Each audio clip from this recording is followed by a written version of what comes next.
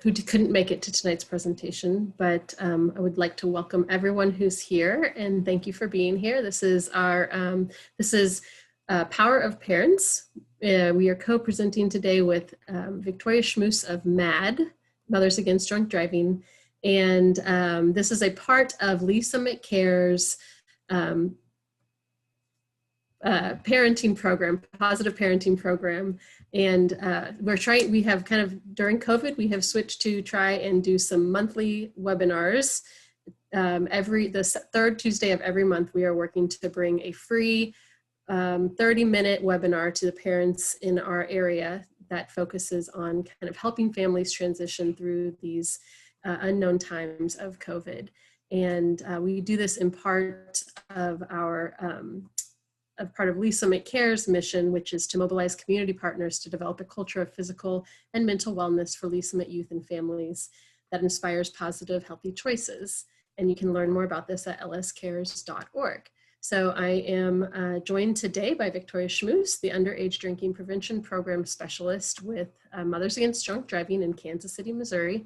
And she travels across the state of Missouri delivering presentations about underage drinking to parents and students through MADD's Power of Youth and Power of Parents program. So I'll go ahead and hand it over to Victoria. Okay, thank you, Rachel. I'm gonna go ahead and share my screen real quick. Okay.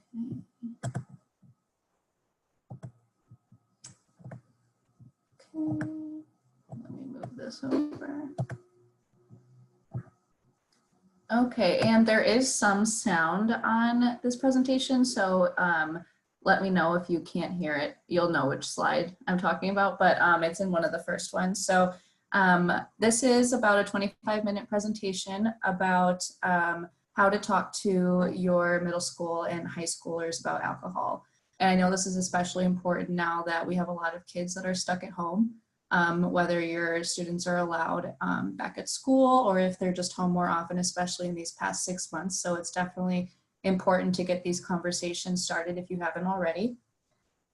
So before we get started, I'd like to introduce Nationwide and the Missouri Department of Transportation for Highway Safety and Traffic Division. Those are our sponsors for our MADD Power of Parents presentation. They basically ensure that we have grants to deliver these presentations. And if we were in person, I would be giving you our handbooks, but since we're not, unfortunately, you don't get to get one of those, but they are available on our website.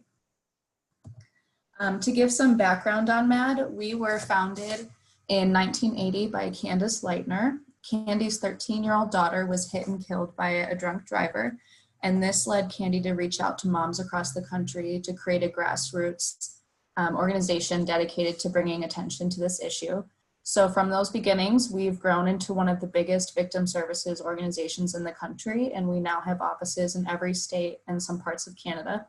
In Missouri, we do have offices in Jefferson City, Kansas City, that's the office that I work at, St. Louis, and Joplin. And MADD's mission, a little bit about what we aren't. We are not prohibitionists who want to ban all alcohol. However, we do want to encourage adults who are of age to drink responsibly and to have a plan in place for getting home safely. And we're first and foremost a safety organization. We're also not just mothers. I have a dog, so I guess I'm a dog mom. But we are mothers, fathers, grandparents, friends, victims, and non-victims. Anyone who would like to support our mission to make our communities safer is welcome. And for our mission statement, we have 4 parts. The first 2 parts are to eliminate drunk driving and to help fight drug driving, especially with our new marijuana laws that are coming into place in Missouri. And we do this by petitioning lawmakers to enact or reform laws that keep our communities safe. We also monitor the local courts to track how DUIs and note trends in prosecuting. And we do community outreach to raise awareness and help make sure that drunk driving is something that people know about and try to avoid. For example, 2 weekends ago, we had Saturation Saturday. I don't know if any of you heard about it from your local law enforcement, but we had a lot of the Lee Summit Police Department, for example, and the Kansas City South Patrol. We do like a huge media campaign, and we say on this Saturday, we are going to have increased presence So we're going to saturate the streets with law enforcement to curb drunk driving. And then the next prong of our mission is victim services. Our victim advocates are available to all people who've been affected by impaired driving crashes or underage drinking, and they offer their support during that difficult time. They can help navigate the court process, assist in writing victim statements, provide emotional support, and also put people in contact with grief counselors and support groups. And we also help people who may want to hold memorial services for their loved ones. And then the last prong of our mission, which is my job, to prevent underage drinking. That's where our Power of Parents comes in, as well as our Power of Youth program. We know our hopes for a safer future are riding on tomorrow's drivers, and our underage drinking prevention programs is the long-term effort to move towards that vision of no more victims. So today we are going to talk about how, first we're going to touch on the problem of underage drinking. We are going to touch on more specifically Missouri, and then as well as how peers and adults play a role in that problem. And we'll talk about what you can do as parents or guardians, and we'll do a quick overview of the handbook that's on our website.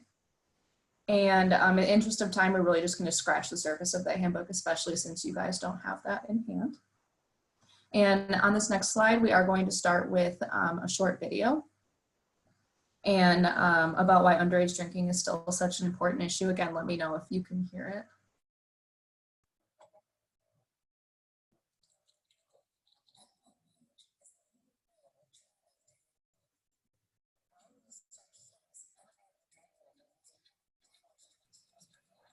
I don't think we're getting sound. Oh, all right. Okay, so we'll go to the next slide. So the sound on that video is basically just showing, basically touching on how young are kids when they start to think about alcohol or have an opinion about alcohol. And studies show that around the age of 8, they know what alcohol is, they understand, they see it on TV, they see it on like in songs and things like that. So they already formed an opinion on it. And so it's basically just really touching on it's never too early to have those conversations. So alcohol is the drug most commonly used among young people. It's more common than tobacco, marijuana, and all other legal drugs combined. And as you can see here, more than 8 million underage kids nationally reported drinking in the last month, and 1 out of 7 admits to binge drinking. And according to SAMHSA, which is the Substance Abuse and Mental Health Services Administration, 68% of heavy drinkers are also using illicit drugs. So that means that for kids who move on to those heavier drugs, they don't typically stop using alcohol, they're just layering it. And that can lead to a lot of complications and side effects. And here in Missouri, our problem is pretty similar. 1 out of 5 teens reports drinking in the past 30 days. And according to a report, 116 Missouri teens lost their lives in deaths that were attributed to alcohol and that's over 7,000 years of potential life lost. And a Pacific Institute study found that underage drinking cost Missouri citizens $1.4 billion in 2010. Those costs were in medical care, work loss, legal fees, and pain and suffering. So this issue affects more than just teens and parents. We all carry the burden as citizens here. And the latest research, like I said earlier, shows that children start forming ideas and opinions about alcohol as early as 8 years old. That doesn't, again, necessarily mean they are asking for beer or asking for wine at dinner at 8. It means that they're seeing those images on billboards, TV, in songs. They're noticing who, when, and why people drink, and as well as what people say and do after drinking. And another study shows that more than 1/4 of 8th graders have tried alcohol, and nearly 20% of Missouri high schoolers admit to drinking alcohol before age 13. And you can see here that underage drinking kills about 4,300 people each year. That's according to the CDC, but only about 1/3 of those deaths are related to traffic crashes. So those other deaths are homicides, suicides, other poisonings, so accidentally ingesting something that is inedible while under the influence, alcohol poisonings, drownings. We see a lot in southern Missouri due to the Ozarks, fires, and then falls. So that means that just because you're taking away the keys, it doesn't mean you're taking away the risk either. And I want to talk really quickly about some brain science that's been discovered in the past decade or so. Right around middle school, the emotion centers of the brain are developing.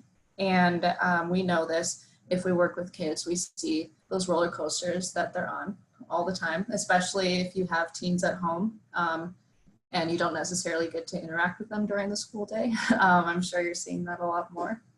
But the last part to be developed is the prefrontal cortex, and that deals with executive functions like long-term planning, decision-making, and self-control. So all those things that kind of make you an adult. But since the brain takes 20 to 25 years to get to that point, even kids who have just graduated high school may not have this part developed yet. And at this next slide, we'll kind of go more into that. It's from a study done at the University of California. The researcher had 15-year-old boys come in and self-identify to the level of alcohol that they use. So they put each one into an MRI machine and asked them some memory questions and brain teasers and to get the brain moving. And when you look at the brain on the left here, we see a lot of brain activity. And then the other boy, his brain is still working, but the function isn't up to that same level. And the boy who identified as a heavy drinker, he hadn't had any alcohol for 2 weeks at the time of this test. So that really indicates the impact that alcohol has on the developing brain. And it's not just while alcohol is being consumed, but on a long-term basis. So we're going to look at how peers play a role in underage drinking. Most young people tend to think that everyone around them is drinking. Everyone's drinking a lot. I know I had that same thought process when I was in high school. They may think that if they can name a handful of people who drink, it's very easy to make that assumption that everyone is doing it. And if I don't drink, no one will invite me to things, no one will hang out with me, I won't have any friends. It can lead to some catastrophic thinking. And especially when we were talking about that emotional side of the brain and how it's under construction right now. Add that to all the media images that they see through music, TV, and movies. They see alcohol as such a normative part of life, especially in the Midwest. And that makes it seem like everyone is drinking, but the research does not support that at all. In fact, underage drinking has been going down for a few decades, and right now only 1 in 7 reports binge drinking. And binge drinking, we identify that as having 2 to 4 drinks in under 2 hours. And so while it's important to teach kids about how to deal with peer pressure situations, it's also helpful to remind them to consider the realities and perceptions that they see, and to remind them that they're not the only ones who are making the choice to wait until 21 to use alcohol. So when it comes to adults, we have some misperceptions as well. If I was in person with you guys, I would ask you to raise your hand if you've ever heard anyone say this, say these things about alcohol, but some of these theories we see a lot. Some adults think that the way to deal with underage drinking is to allow teens to drink at home.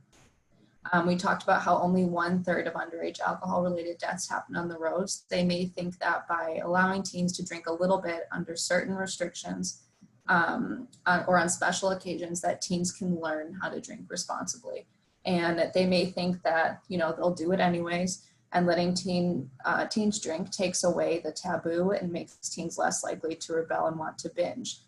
For example, if someone is letting their teen drink at home at dinner or at like Christmas dinners or maybe family parties, they can go to a friend's house and there can be a party, or they can just be drinking with their friends, and they might have a level of overconfidence, which leads them to drink more, and that can lead to situations like alcohol poisoning.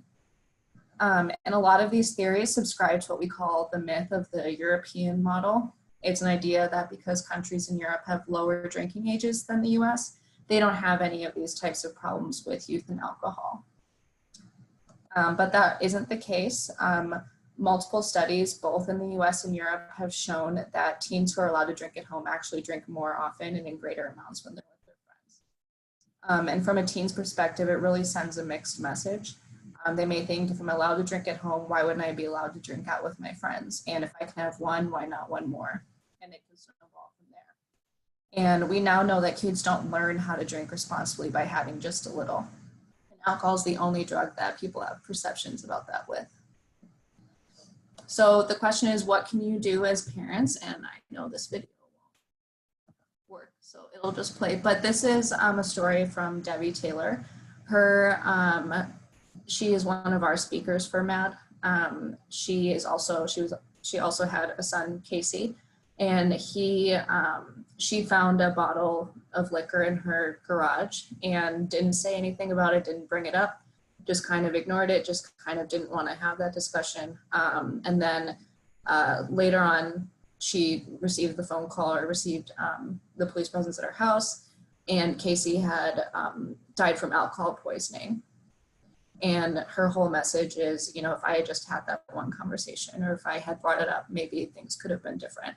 But she's a huge role model for our organization, and she does a lot for us at all of our conferences and speaking events, and we're really grateful to have her. And so 3 in 4 teens say that their parents are the leading influence on their decisions about drinking alcohol. And when I ask students this, there's a multiple choice question that says, what is the biggest influence on a teen's decision to drink? And it is social media. You have to choose between social media, peers, TV, or parents.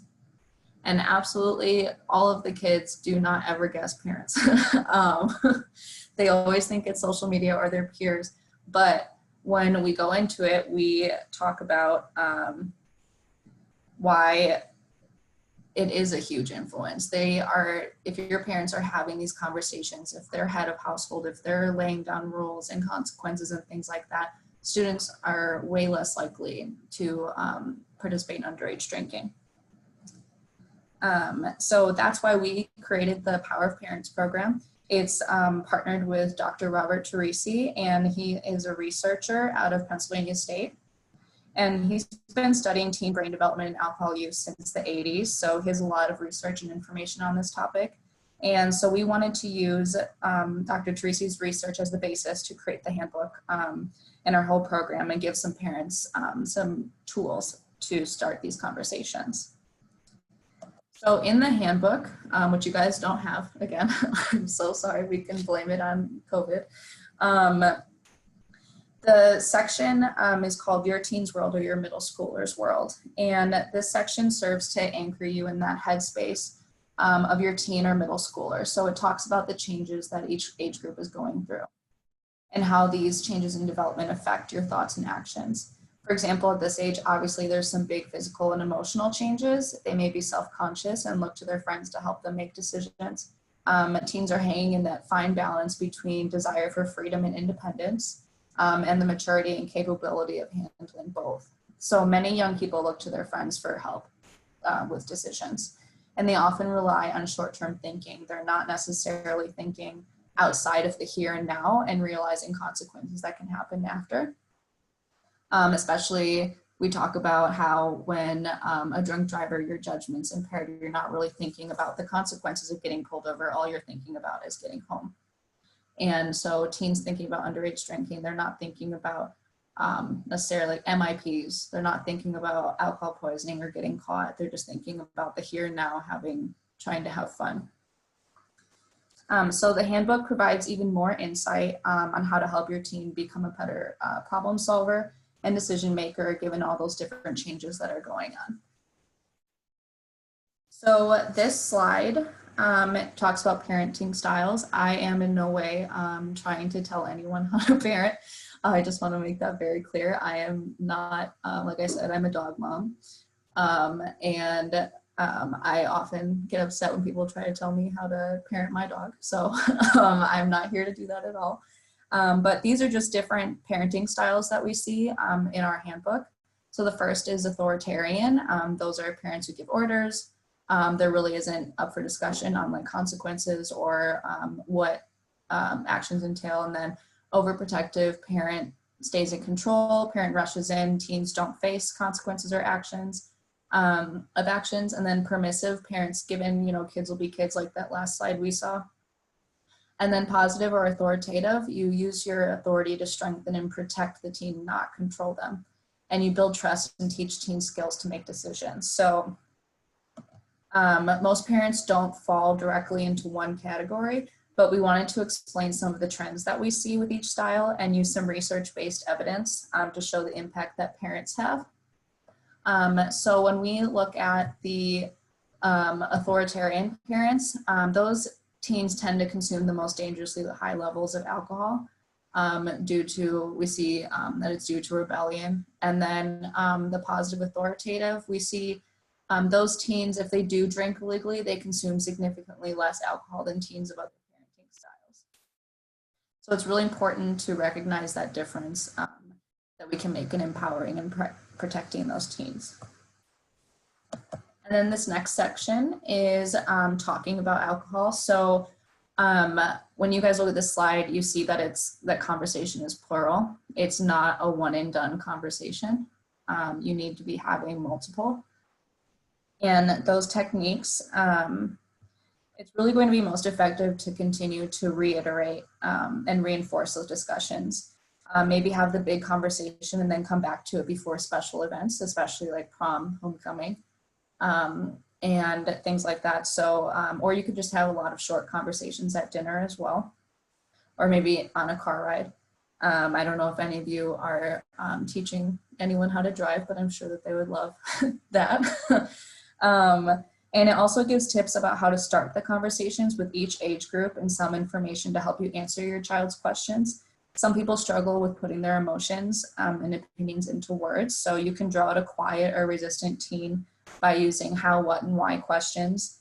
And it doesn't have to, it's not going to be perfect. I'm sure I've already warned all the students that I've talked to that it probably will be awkward, but that it's definitely worth it. And to just write it through, and I promise that it'll be beneficial. The book also talks about assumptions you may have that can be holding you back from these conversations. So as well as the assumptions that many teens have about alcohol. Misinformation is really common amongst teens. So it helps to find out what they know and what they think they know so that you can be sure to give accurate information. And you can also, I think my favorite thing that I wish my parents did was involving kids in making the house rules. So if you ask them, you know, what happens if you do this? What do you think would be fair? What do you think this consequence would be? And if you guys are interested, we do have like a contract that we give parents that you go through with your kid and have them sign and fill out their own consequences. They're more likely to follow the rules that way as well. Most importantly, showing respect and hearing out their concerns. So just really make sure that it's not a one-sided conversation or a lecture. It's actually more beneficial to have it as a discussion and let them, I know in my family, we have to use a talking stick sometimes when things get a little heated, but any way that you guys feel is helpful to make sure that the conversations are going to move forward in a respectful manner should work. So the last section of the book deals with helping kids make decisions and good choices. So the goal here is to empower your child with the information and techniques to go out and make those good decisions when you aren't around, because you can't be with them 24/7. And it talks about building those good problem solving skills. So some kids may need some guidance for knowing how to deal with peer pressure. And this gives you some ideas for brainstorming and helping them think what would work for them in their friend group. It talks about the reasons why someone might choose to drink and some alternatives they can take instead. It offers information on the physical and legal dangers of driving impaired. I know that a lot of the high school students that I've spoken to had never even heard of an MIP. And so we had to go through all of the legal steps, what happens if you get pulled over, how to act with a police officer if you're caught at a party, and exactly how much money it's going to cost, essentially, your parents in most situations.